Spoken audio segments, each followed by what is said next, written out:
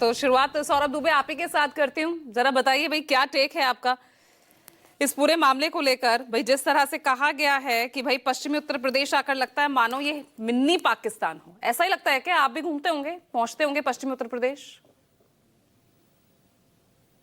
देखिए, बिल्कुल राजीव रंजन जी एक विद्वान पत्रकार हैं और मैं उनका बहुत सम्मान करता हूं। जब भी कोई बात वो कहते हैं, मैं बड़े गौर से उस बात को सुनता हूं। उन्होंने जब बात की शुरुआत की तो बात की शुरुआत में एक बात रखी कि आज अगर आप मुसलमान और पाकिस्तान का नाम न लें तो राजनेताओं का या किसी भी धार्मिक व्यक्ति का काम नहीं चलता। ठीक यही चीज मुझे लगता है कि मीडिया पर लागू होती है। शाम को 5 बजे से अगर आप चैनल खोल दीजिए, अगर उसमें मुसलमान और पाकिस्तान ना दिखाई दे तो मुझे लगता है कि टीवी चैनलों को भी जो है वो टीआरपी नहीं मिल सकती। दूसरी बात राजीव रंजन जी ने कही कि क्या मान लीजिए ऐसा कि हम 20% मुसलमानों को समुद्र के अंदर फेंक आए। मुझे एक बात नहीं समझ में आती, जब भी पाकिस्तान की बात की जाती है तो पाकिस्तान के मुसलमानों को हिंदुस्तान के मुसलमानों से एक बराबरी से कैसे देखा जा सकता है? जो हिंदुस्तान के मुसलमान हैं उनके बारे में अगर कोई भी वक्तव्य देता है तो उसका मुझे लगता है भारतीय जनता पार्टी हो या पूरी सरकार हो भारतीय जनता पार्टी की, वो उसके पक्ष में कभी खड़ी नहीं होती।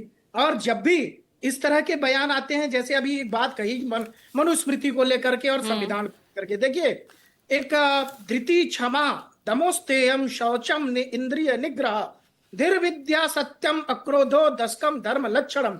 मनुस्मृति की जब बात की जाती है तो मनुस्मृति को जो लोगों ने नहीं पढ़ा वही उसके बारे में जो है विवादास्पद बयान देते हैं, क्योंकि सारे कुछ जो उसके अंदर श्लोक लिखे गए हैं वो संस्कृत के अंदर है। और उसके अंदर जब हम उसको पढ़ते हैं तो उसमें समाज, धर्म, कानून व्यवस्था, इन सब से जुड़े जो विभिन्न विषय हैं इसमें उसमें जो है विस्तृत वर्णन उसका किया गया है। दूसरी बात, जब भी हम बात करते हैं संविधान की, देखिए भारत निश्चित तौर पे भारत के अंदर एक संविधान है। बाबा साहब अंबेडकर को सभी लोग जो है उनको सर्वोपरि मानते हैं और उस संविधान के तहत भारत चलता है। लेकिन मनुस्मृति को गाली दे करके आप संविधान को बड़ा नहीं कर सकते। संविधान अपने आप में बड़ा है और मनुस्मृति को यह समझना पड़ेगा कि मनुस्मृति जो है वो एक देश के लिए नहीं है, ये पूरे ब्रह्मांड के लिए बनाई गई थी। जो ब्रह्मा जी के मानस पुत्र हैं उन्होंने लिखा था। अब मुझे लगता है, चूंकि देखिए मैं भी ब्राह्मण हूं, मैं जो है सरयू पारण ब्राह्मण हूं, लेकिन मैंने बचपन से जो है मुझे मनुस्मृति नहीं पढ़ाई गई। मुझे क्या पढ़ाया गया? रामायण पढ़ाया गया, गीता पढ़ाई गई, महाभारत पढ़ाए गए। और मजे की बात यह है कि जो रामायण के रचयिता हैं या जो महाभारत के रचयिता हैं उनके बारे में हम उनकी जातियों पर टिप्पणी नहीं कर सकते क्योंकि वो हमारे लिए महान है। लेकिन मुझे बड़ा गर्व महसूस होता है कि चाहे वो वाल्मीकि जी हो, चाहे वेद व्यास जी हो, उन्होंने जो हमें रामायण और महाभारत की सौगात दी, हम उसी को पढ़ते हैं और उसी को मानते हैं। मनुस्मृति भी एक जो है सत्य है और उसमें भी बहुत सारी व्यवस्थाओं के बारे में जिक्र किया गया है। स्टैंड तो एक तरफ रखना होगा ना, बड़ा ही डिप्लोमेटिक आपने आंसर दिया है। स्टैंड तो एक तरफ रखना होगा। एक तरफ आप कह रहे हैं कि बीजेपी कभी भी इस तरह के बयान, पाकिस्तान, मिनी पाकिस्तान, इसका पक्षकार वो नहीं बन सकती, लेकिन गिरिराज सिंह कह रहे हैं, वो तो सीधे सीधे समर्थन कर रहे हैं राम भद्राचार्य के इस बयान का।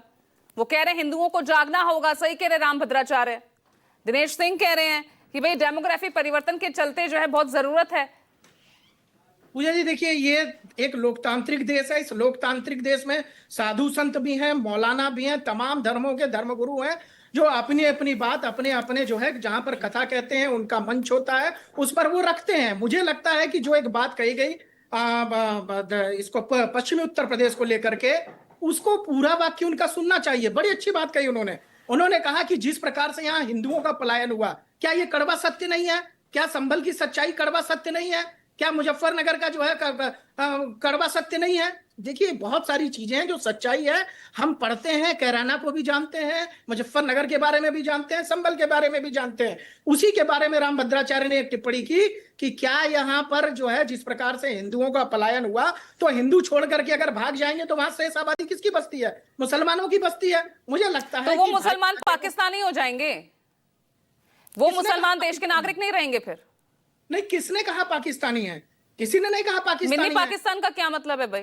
मिनी पाकिस्तान का मतलब यह है कि जहां पर मुसलमानों की संख्या ज्यादा है उसको लेकर के उन्होंने अपने तरह से एक बात को रखा। हालांकि हम समर्थन नहीं करते इस बात का कि वो किसी प्रकार से पाकिस्तान की तरफ समर्थन नहीं करते हैं तो बिस छोड़ी ना, आप क्यों जस्टिफाई करने में लगे हैं? नहीं, जस्टिफाई नहीं कर रहा हूं, क्योंकि नहीं, लेकिन यहाँ मामला ये है ना, अगर संविधान को भी मानते हैं, मनुस्मृति को भी मानते हैं, ऐसे ड्यूअल स्टैंडर्ड तो नहीं चल सकते। आधे वाक्य पे मीडिया डिबेट चला रहा है, पूरा वाक्य जो संतुलित था उस पे चलाएगा तो मुझे लगता है कि जो पश्चिमी उत्तर प्रदेश की सच्चाई है उसके बारे में हम सभी जानते हैं। क्या मुझे बताना पड़ेगा कि कितने % हिंदुओं की आबादी संभल में थी और कितने % पे हम आ गए, कितने % कैराना के अंदर क्या हुआ? बताइए रोहित अग्रवाल।